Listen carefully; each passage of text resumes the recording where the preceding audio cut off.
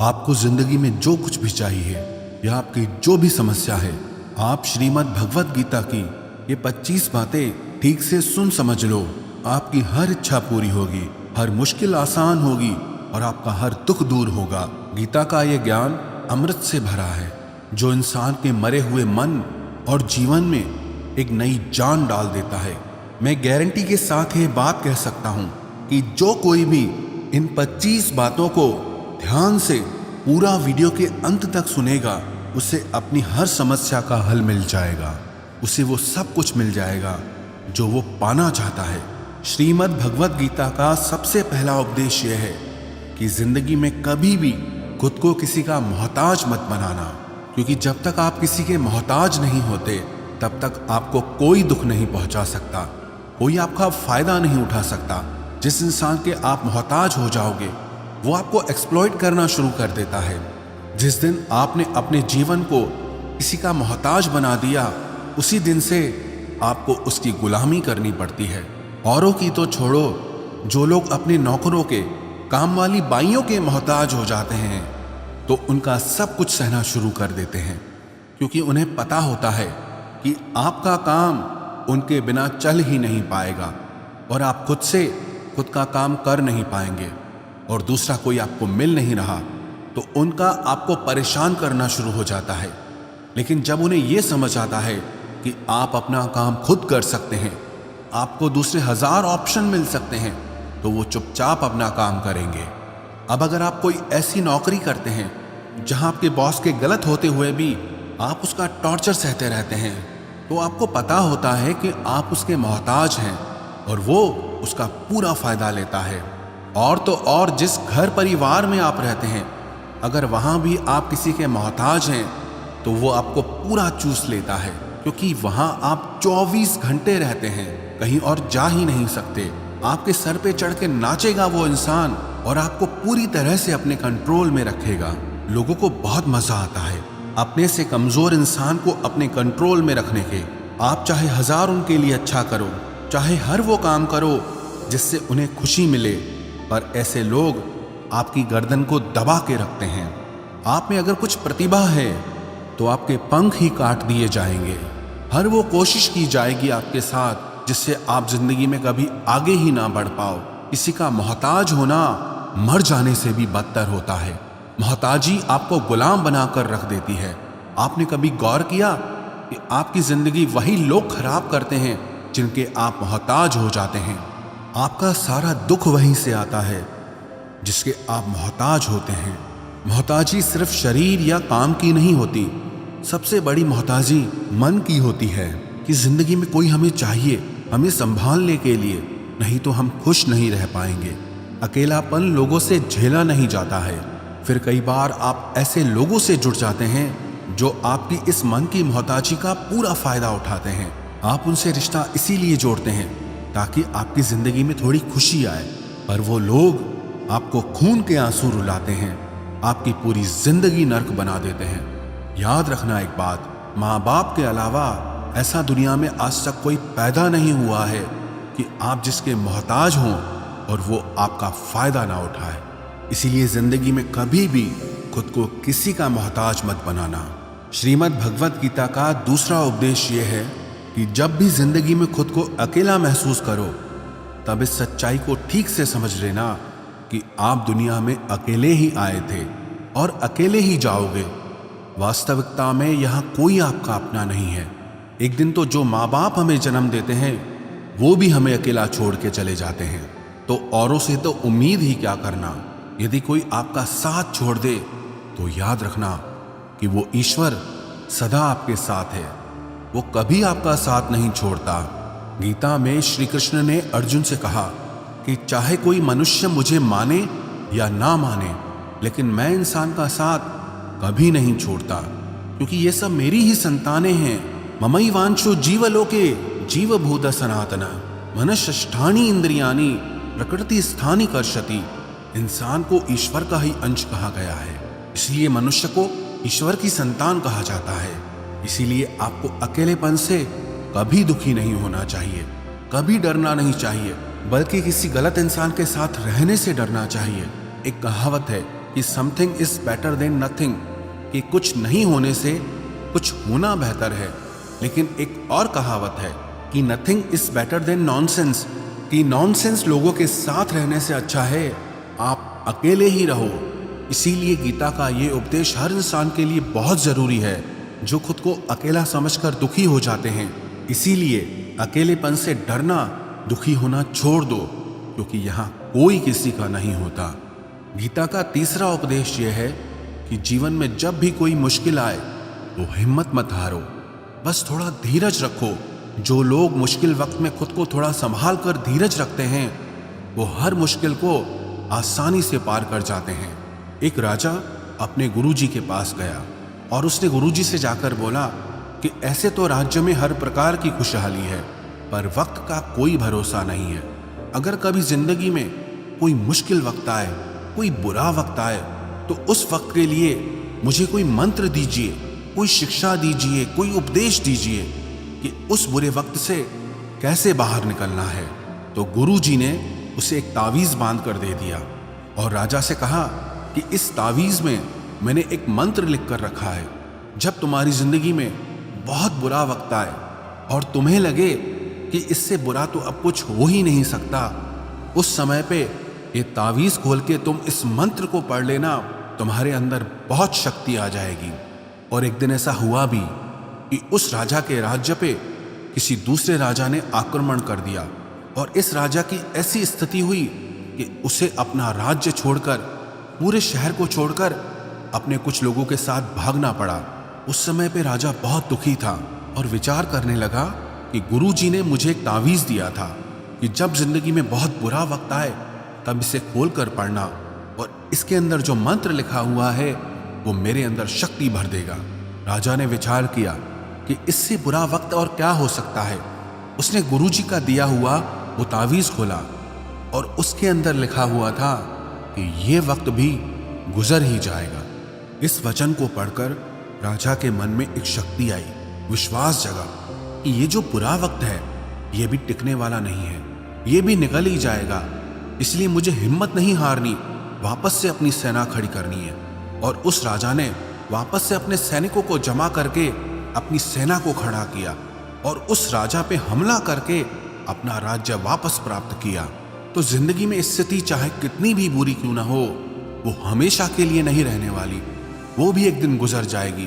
वक्त चाहे कैसा भी हो, एक दिन जरूर बदल जाएगा। हमारी जिंदगी में न जाने कितनी बार दुख आए, कितनी बार मुश्किल वक्त आया, लेकिन हम हर बार निकल जाते हैं।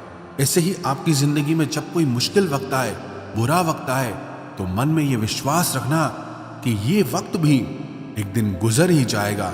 इसलिए अपनी हिम्मत मत हारो। अगर आपके अंदर धीरज है तो आप बुरे से बुरे वक्त को भी जरूर पार कर जाओगे। श्रीमद् भगवत गीता का चौथा उपदेश ये है कि जब कोई आपके साथ धोखा या छल करे तो उसको कोसना या दुखी होना छोड़ दो, बल्कि उससे शिक्षा लो कि लोग असलियत में वैसे नहीं होते जैसा आप उन्हें समझ लेते हैं। यहाँ पर ना लोग अपने मुंह पर मुखौटा लगा के घूमते हैं। यहाँ हर इंसान खुद को अच्छा दिखाने की कोशिश करता है, अच्छा बनने की कोशिश कोई नहीं करता। आप किसी के साथ थोड़ा गलत व्यवहार करके तो देखो, उसका असली रंग सामने आ जाएगा। या फिर जब आपकी जिंदगी में कुछ मुश्किल वक्त आएगा तो भी आपको उसका असली रंग देखने को मिल जाएगा। इसीलिए किसी पे भी जल्दी भरोसा नहीं करना चाहिए, किसी से भी इतनी उम्मीद नहीं लगानी चाहिए कि बाद में हमारा दिल ही टूट जाए। क्योंकि दुनिया के ये लोग ना कभी किसी के हुए हैं और ना कभी किसी के होंगे। अपना दिल उस ईश्वर को समर्पित कर दो, फिर देखना आपका दिल कोई नहीं दुखा पाएगा। श्री कृष्ण ने अर्जुन से गीता के 12वें अध्याय भक्ति योग में कहा है, मय्येव मन आधस्तव मयि बुद्धिम निवेशय, कि हे अर्जुन तू अपना मन, अपनी बुद्धि, अपना दिल मुझ में लगा दे, फिर देखना तेरा दिल कोई नहीं दुखा पाएगा, कोई तेरा दिल नहीं तोड़ पाएगा। याद रखना, इस दुनिया में आप जिससे भी सबसे ज्यादा दिल लगाओगे, सबसे ज्यादा दुख भी आपको वही इंसान देगा। क्योंकि इस दुनिया में ना दिल की कोई कदर नहीं है, भावनाओं की कोई कदर नहीं है। यहाँ कदर होती है मतलब की, फायदे की, कि आपसे किसी का क्या फायदा हो सकता है। जब तक आपसे लोगों का मतलब है तब तक सब लोग आपसे अच्छा चलते हैं। जैसे ही उनका मतलब खत्म हो जाता है वैसे ही उनका बात करने का तरीका भी बदल जाता है। इसीलिए जब आप किसी से नया नया मिलते हैं तो उस पर यकीन मत करिए। वो सिर्फ एक मुखौटा है आपको दिखाने के लिए, आपको फंसाने के लिए। अब ये आप पर निर्भर करता है कि आप उसमें फंसते हैं या अपनी समझ से काम लेते हैं। गीता की 5वीं शिक्षा यह है कि आप अपने गुजरे हुए वक्त को भूल जाओ, क्योंकि अगर आप गुजरे हुए वक्त के दुख में जीते रहोगे, उसके पश्चाताप में जीते रहोगे, तो आज में आप कभी खुश नहीं रह पाओगे। समझदार लोग जो समय चला गया है उसका दुख कभी नहीं करते। आपका बीता हुआ कल कैसा भी क्यों ना हो, पर उसका प्रभाव आपके आज पर नहीं पड़ना चाहिए। जो भी आपके साथ हुआ उससे सबक लो, शिक्षा लो कि अब ये जिंदगी में आगे नहीं होने देंगे हम, और जीवन में आप आगे बढ़ जाओ। कई बार ना लोग रोते रहते हैं कि उस इंसान ने मेरे साथ इतना गलत किया, इसीलिए आज जिंदगी में मैं इतना दुखी हूं। लोग कोसते रहते हैं दूसरों को कि उसकी वजह से मेरी जिंदगी में दुख है, उसकी वजह से मेरी जिंदगी खराब हो गई है। लेकिन जब तक आप उसे कोसते रहेंगे आप जिंदगी में कभी खुश नहीं रह पाएंगे, कभी आगे नहीं बढ़ पाएंगे। जो हुआ, जो लोगों ने आपके साथ किया, उसे आप बदल नहीं सकते, लेकिन आपका आज आप जरूर बदल सकते हो। कल के दुख से छूटना चाहते हो तो कल में नहीं, आज में जीना शुरू करो। आपको ऐसा एक भी इंसान नहीं मिलेगा जो अपने कल में जीता हो और प्रसन्न रहता हो। आपको सिर्फ वही इंसान खुश रहेगा जो अपने आज में जीता है। कल में जीने वाला इंसान किसी न किसी पीड़ा से जुड़ा होता है, किसी न किसी दुख, किसी न किसी पश्चाताप से जुड़ा होता है। कल में जीना आपकी जिंदगी की सारी खुशियां छीन लेगा। तो जितना हो सके अपने पास्ट को भूल जाइए और अपने प्रेजेंट में जीना शुरू कीजिए। श्रीमद् भगवद गीता का 6ठा उपदेश यह है कि प्रेम उसी से करो जो आपके प्रेम के लायक हो। जिसे आपके प्रेम की कदर नहीं, उससे जितना दूर रहो उतना अच्छा होता है। आजकल लोग कहते हैं कि सबसे ज्यादा पीड़ा प्रेम देता है। लोगों ने प्रेम जैसी पवित्र चीज को गंदा कर दिया है, जहर बना दिया है। सबसे ज्यादा लोग एक दूसरे को प्रेम और भरोसे के नाम पर ही लूटते हैं। अगर आपका किसी से प्रेम नहीं है तो वो आपकी भावनाओं को चोट पहुंचा ही नहीं सकता। संबंध चाहे जो भी हो, हद से ज्यादा किसी से प्रेम करोगे और अगर वो उसके लायक नहीं तो सिवाय दुख के और कुछ नहीं मिलेगा। वास्तविकता में प्रेम पीड़ा नहीं देता, बल्कि ऐसे इंसान से प्रेम करना पीड़ा देता है जिसे आपके प्रेम की कदर नहीं है। तो प्रेम सिर्फ उसी इंसान से करो जिसे आपके प्रेम की कदर नहीं है। जहां आपको यह एहसास हो जाए कि आपके प्रेम की, आपके भावनाओं की किसी को कदर तक नहीं है, वहां से आप कृपया करके खुद को दूर ही रखें। गीता का 7वां उपदेश यह है कि हमारे रिश्तेदार ही हमसे सबसे ज्यादा जलते हैं। हमारी सफलता से सबसे ज्यादा दिक्कत हमारे रिश्तेदारों को ही होती है। बाहर वालों को कोई फर्क नहीं पड़ता कि आपकी जिंदगी में क्या हो रहा है, पर जो आपके रिश्तेदार होते हैं उनकी ना पूरी नजर रहती है आपकी जिंदगी पर। बाहर से तो वो यही कहेंगे कि आगे बढ़ो, सफल हो जाओ, खुश रहो जिंदगी में, पर जब उन्हें आप अपनी सफलता के बारे में बताएंगे, अपनी किसी कामयाबी की खबर उनको सुनाएंगे, तो उसे सुनकर उन्हें बिल्कुल भी खुशी नहीं होती। कई बार सारी दुनिया आपको पसंद करती है, आपके काम की तारीफ करती है, लेकिन आपकी कदर आपके घर में ही नहीं होती। महाभारत का युद्ध बाहर के लोगों में नहीं हुआ था, ये भाइयों के आपस की लड़ाई थी। पांडवों के हर सुख से दुर्योधन जलता था। जब भी पांडव किसी काम में सफल होते थे उससे बिल्कुल भी बर्दाश्त नहीं होता था। दुर्योधन हर कोशिश करता था पांडवों को नीचा गिराने का, जितना हो सके उन्हें दुखी करने का। और वही भाइयों की आपसी जलन महाभारत के युद्ध की वजह से हुई, जिसमें न जाने कितने अनगिनत लोग मारे गए। बाहर वाले को क्या फर्क पड़ता है कि आप कैसे जिंदगी जीते हैं, लेकिन ये जो रिश्तेदार होते हैं, ये जो करीबी लोग होते हैं, मजाल जो इन्हें आपकी खुशी बर्दाश्त हो जाए। सबसे खतरनाक होते हैं ये लोग, क्योंकि ये बाहर से बहुत मीठा चलते हैं, आपको अच्छे अच्छे शब्द कहते हैं, लेकिन आपके पीठ पीछे ये आपसे जरा भी खुश नहीं होते। तो इसीलिए किसी को भी अपना समझने से पहले आप ये जरूर चेक कर लें कि वो सच में आपका अपना है या सिर्फ अपनेपन का दिखावा हो रहा है। गीता का 8वां उपदेश ये है कि आज के युग में बहुत ज्यादा अच्छे मत बनो, नहीं तो ये दुनिया आपको लूट के कंगाल कर देगी। पांडवों की कहानी ये शिक्षा देती है कि ज्यादा अच्छा बनना आपको कई बार बहुत दुख दे सकता है। जो पांडव हमेशा धर्म पे चलते थे, कभी कोई गलत काम नहीं किया, लेकिन उनका सारा राजपाट चला गया।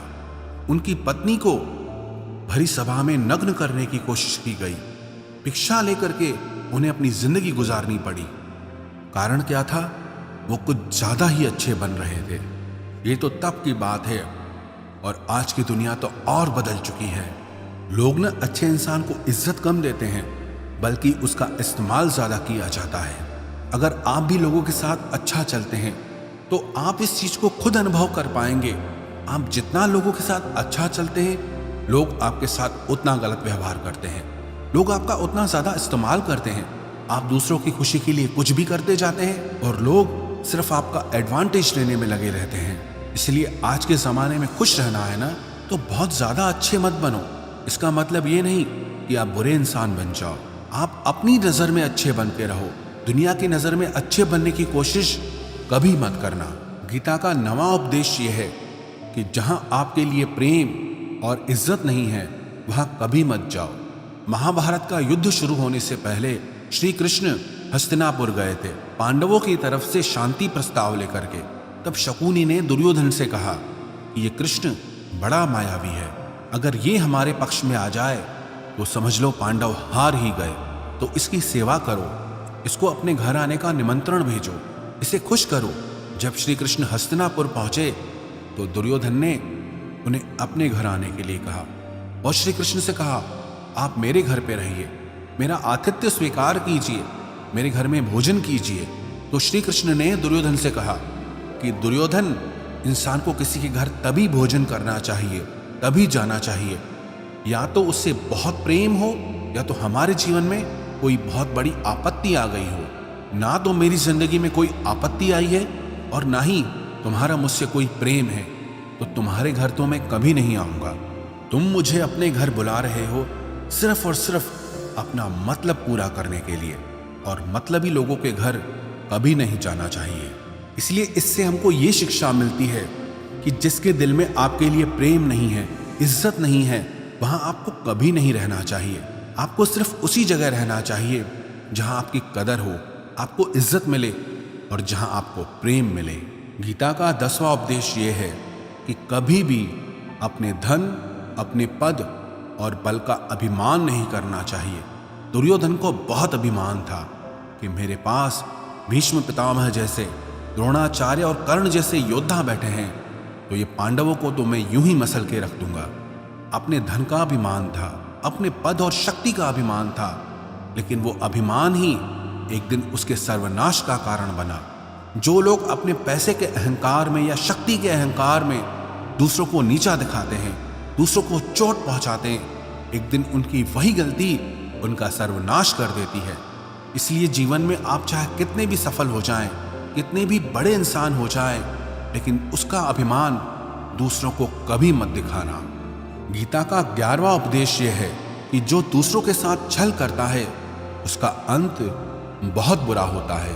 दुर्योधन का मामा शकुनी और दुर्योधन ने पांडवों के साथ जीवन भर छल किया, पग पग पर उन्हें धोखा दिया, कभी ईमानदारी से उनके साथ नहीं चला, और उसका परिणाम दुर्योधन को यह मिला कि उनके दल का हर एक बड़ा योद्धा छल के द्वारा ही मारा गया, क्योंकि दुर्योधन ने जैसा कर्म किया था उसको वैसा ही फल मिला। सारा जीवन भर उसने छल किया, तो अंत में उसकी खुद की मृत्यु भी एक छल से ही हुई थी। इसीलिए कोई अगर खुद को बहुत ज्यादा चालाक समझता है कि दूसरे को धोखा दे दिया, दूसरे को बेवकूफ बना दिया, एक दिन कोई आएगा उसकी जिंदगी में भी जो उसको भी धोखा देगा, क्योंकि कर्मा सबके चेहरे याद रखता है। जो जैसा कर्म करता है उसको वैसा फल जरूर मिलता है। गीता का 12वां उपदेश ये है कि जो इंसान आपको बार बार चोट पहुंचाए उसे कभी माफ नहीं करना चाहिए। युधिष्ठिर ने दुर्योधन को बार बार माफ किया और उसका परिणाम यह हुआ कि उन्हें अपनी जिंदगी में बहुत बड़े दुखों का सामना करना पड़ा। वो इंसान अगर एक बार गलती करे तो माफ करना फिर भी ठीक है, लेकिन कोई अगर बार बार गलती करे उसे माफ करना आपको बहुत ज्यादा नुकसान पहुंचाएगा, क्योंकि वो गलती नहीं हो रही है उससे, वो उसकी आदत है, वो ऐसा ही है, वो हमेशा आपके साथ ऐसा करेगा। तो बहुत ज्यादा दयालु मत बनो। किसी को माफ करने में और बेवकूफ बनने में बहुत बड़ा अंतर होता है। किसी को अगर एक बार आप माफ भी कर रहे हो तो उस इंसान से आप जरूर सावधान रहना। कहते हैं आजमाए हुए को फिर आजमाना मिट्टी मुंह में डालने के बराबर होता है। जिससे धोखा खाया है, जिससे आपको तकलीफ मिली है, उस पे भरोसा गलती से भी मत करना। तो माफ उतना ही करो जितने में आप बेवकूफ ना लगो। गीता का 12वां उपदेश यह है कि अपनी खुशी और अपना दुख हर किसी के आगे जाहिर नहीं करना चाहिए, क्योंकि लोग आपकी खुशी पे नजर लगा देते हैं और आपके दुख में आपकी हंसी उड़ाने लगते हैं। आपकी खुशी से कोई खुश नहीं होता, लोगों को जलन होती है। हर आंसू आंख में लाया ना करो, हर जख्म सबको दिखाया ना करो। यहाँ लोग हाथ में नमक लिए फिरते हैं, इसलिए अपना हर दर्द सबको दिखाया ना करो। लोग तो बैठे ही हैं दुखी इंसान को और दुखी करने, और जो खुश है उसको तकलीफ पहुंचाने के लिए। रही मन निज मन की व्यथा, निज मन राखो लेह। अपने मन की हालत अपने तक ही रखो, सिर्फ उसे बताओ जिसे उसे समझने की समझ हो। गीता का 14वां उपदेश ये है, आप चाहे कितने भी अच्छे हों, लेकिन अगर बुरे लोगों के साथ रहोगे तो आपका भी वही हाल होगा जो बुरे लोगों का होता है। भीष्म पितामह एक ब्रह्मचारी थे, धर्मात्मा थे, लेकिन वो अधर्म के पक्ष में खड़े हो गए। द्रोणाचार्य भी एक ब्राह्मण थे, लेकिन वो अधर्म के पक्ष में खड़े हो गए। तो अंत में उनका वही हाल हुआ जो एक अधर्मी इंसान का होता है।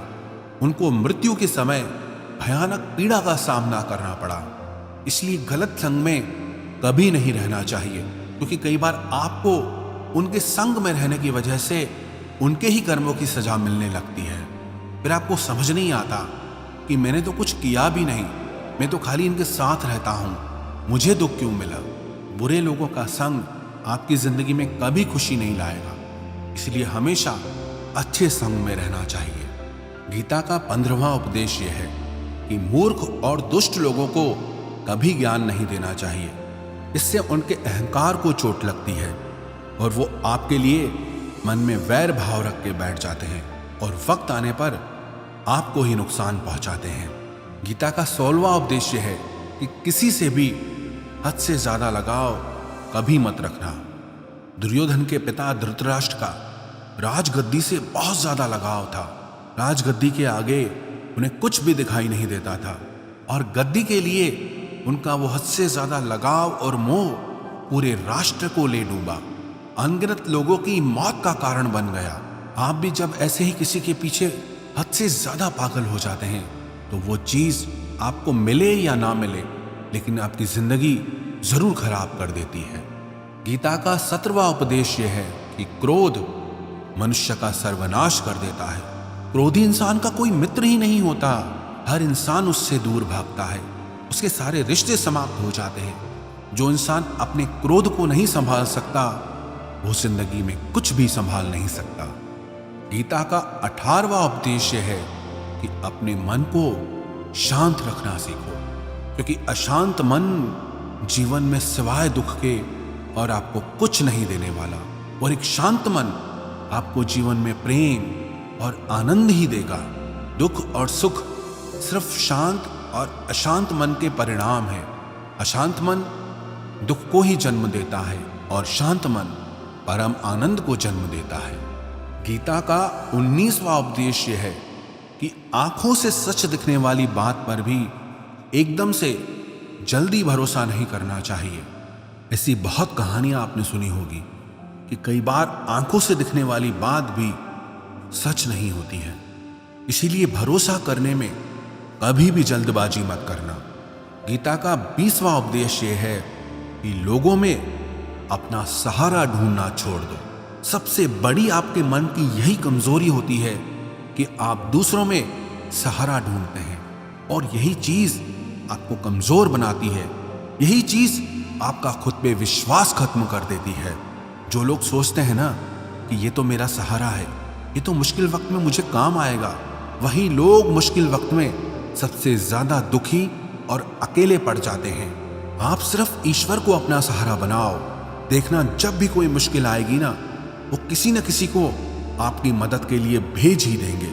दुनिया को सहारा मत बनाओ, क्योंकि वो खुद अपने लिए सहारा ढूंढ रहे हैं। वो आपका सहारा कैसे बनेंगे? तो अपना सहारा दुनिया को नहीं, ईश्वर को बनाना चाहिए।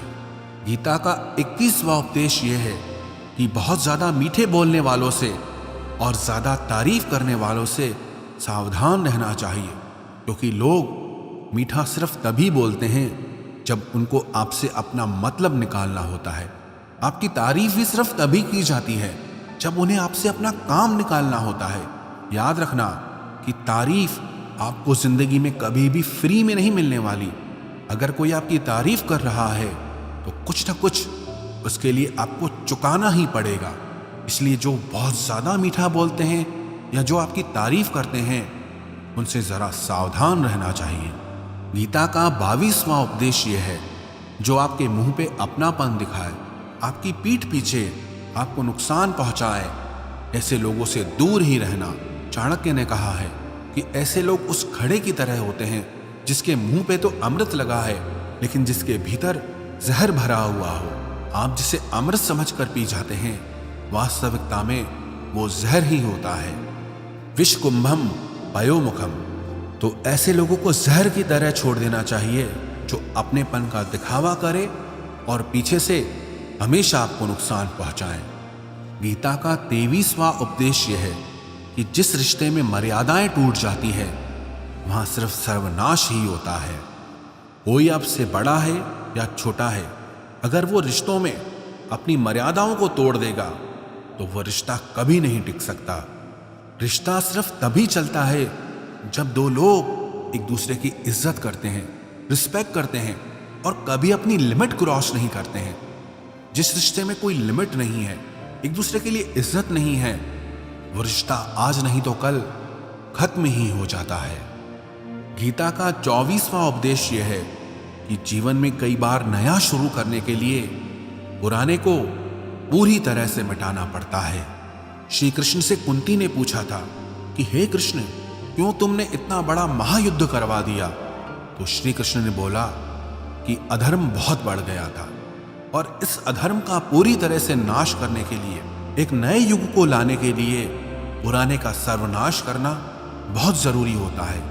जब कोई बिल्डिंग पूरी तरह से भंगार हो जाती है, बहुत पुरानी हो जाती है, तो उसे पूरी तरह से तोड़कर फिर से नवनिर्माण होता है। ऐसे ही आपके जीवन में भी आपको कुछ नया करना है तो पुराने को पूरी तरह से मिटाना होगा। गीता का 25वां उपदेश यह है कि इंसान ही आजकल इंसान का दुश्मन हो गया है। चाहे आप बिजनेस में देख लो, चाहे आप रिश्तों में देख लो, किसी भी फील्ड में आप देख लो, इंसान ही इंसान को नुकसान पहुंचा रहा है। इतना कंपटीशन बढ़ गया है, इतनी चोरियां बढ़ गई है, इतना क्राइम बढ़ गया है। शास्त्रों में जो कलयुग के लक्षण लिखे गए हैं ना, कि एक दिन इंसान ही इंसान को खाएगा, वो समय तो आ गया है। इंसान ही तो इंसान को खा रहा है, एक दूसरे का बिजनेस खा रहा है, एक दूसरे की नौकरियां खा रहा है, एक दूसरे की जिंदगी की खुशियां खा रहा है। इंसान जो दुखी है उसे और दुखी करो, जो खुश है उसे परेशान करो। यही तो हो गया है आजकल। कहने को तो सब इंसान है, लेकिन इंसानियत कहीं दिखती ही नहीं है। एक सेठ के घर से एक भिखारी निकल रहा था। उसने उस सेठ से कहा कि मुझे एक गिलास पानी पिला दीजिए, बहुत प्यास लगी है, बहुत दूर से पैदल चल के आया हूँ, मेरे प्राण निकल रहे हैं। तो वो सेठ बोला कि अभी आदमी नहीं है, आदमी आ जाए आपको पानी दे दिया जाएगा। थोड़ी देर बाद उस भिखारी ने सेठ से कहा, आप कृपया करके मुझे एक गिलास पानी पिला दीजिए, मैं चला जाऊंगा। मेरे प्राण निकल रहे हैं और आसपास में किसी का घर भी नहीं दिख रहा। तो उस सेठ ने कहा, मैंने कहा ना कि आदमी आने वाला है, वो आ जाए तो आपको पानी मिल जाएगा। फिर वो भिखारी उस सेठ से कहने लगा कि तुम खुद ही आदमी क्यों नहीं बन जाते, थोड़ी देर के लिए तुम ही आदमी बन जाओ। आजकल यही हो गया है, यहाँ कोई आदमी बनने को तैयार ही नहीं है। बस लोग एक दूसरे को नोचने में लगे हैं, एक दूसरे का फायदा उठाने में लगे हैं। इसलिए ही कलयुग को मतलबी युग कहा जाता है कि लोग सिर्फ और सिर्फ एक दूसरे से अपने मतलब से ही जुड़े हुए हैं। तो गीता की ये 25 बातें अगर आप ठीक से समझ लेंगे और इन्हें हमेशा याद रखेंगे तो विश्वास रखना, दुनिया में किसी की ताकत नहीं है जो आपके मन को और आपके दिल को चोट पहुंचा सके, आपको दुखी कर सके। ये 25 शिक्षाएं अगर आप हमेशा याद रखोगे तो जिंदगी में हमेशा खुश रहोगे।